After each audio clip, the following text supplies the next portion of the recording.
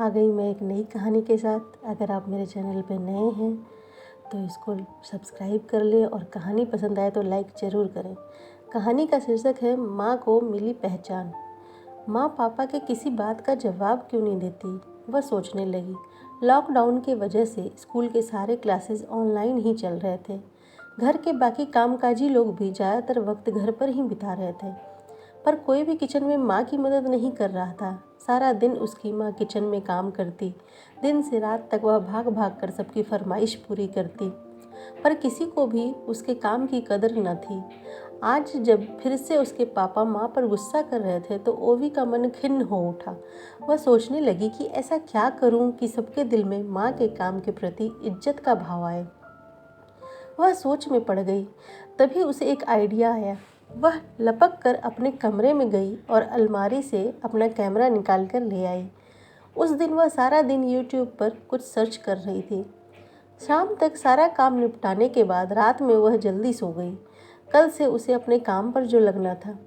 अगली सुबह वह माँ के जागने के साथ ही जग गई। किचन में माँ जो भी पका रही थी, उसने कैमरे में उसकी रिकॉर्डिंग करना शुरू कर दिया।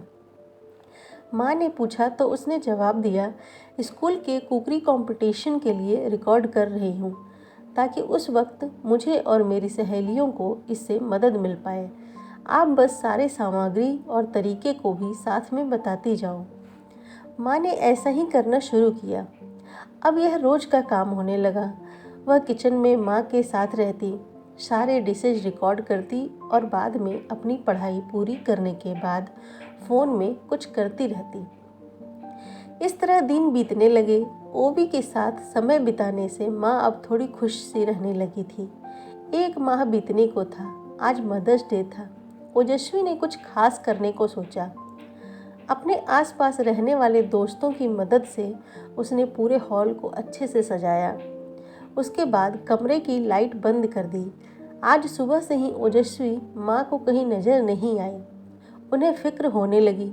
उन्होंने जल्दी जल्दी से काम निपटाकर उसे ढूंढना शुरू किया। नीचे के सारे कमरे में जब वह नहीं दिखी तो माँ के कदम ऊपर हॉल की तरफ बढ़ चले। दरवाज़ा खुला था। अंदर घुप अंधेरा था। उसने आवाज़ लगाई, ओजस्वी ओजस्वी कहाँ है तू? तभी कमरे की लाइट जल पड़ी। ओजस्वी की आवाज़ आई, हैप्पी मदर्स डे माँ, love you so much. Hall में तालियों की गूंज सुनकर उन्होंने नज़रें दौड़ाई तो सामने घर के सारे लोग और कुछ पड़ोसी भी मौजूद थे। उसने एक गिफ्ट अपनी माँ की ओर बढ़ाया। इसे खोल कर देखो। माँ आश्चर्य में पड़ गई। बाद में देखती हूँ ना। नहीं, अभी खोलो, ओजस्वी ने जिद किया। ठीक है।